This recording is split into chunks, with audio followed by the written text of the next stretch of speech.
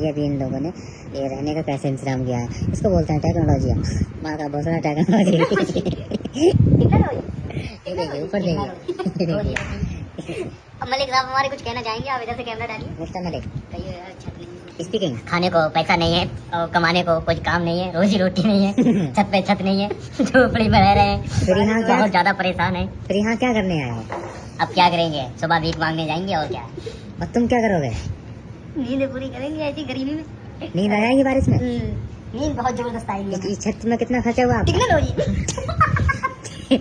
ये कितनी लागत लगी है इसमें छत में? ये हमारे शोएब भाई ने अभी पूरा खंबा लग गया है। ये हमारे शोएब भाई ने जुगाड़ करा है लोगों के लिए। बारिश हो रही है, ये गड्ढारे और ये हमारे मलिक का तहमत बिछाए हैं।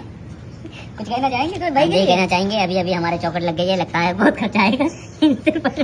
हंसो मत यार, वीडियो एडिट हुई बाद में। अब ये कैसे चलेगा? तुम्हारा सर फूट गया, आप क्या करोगे? घर जाओ कल?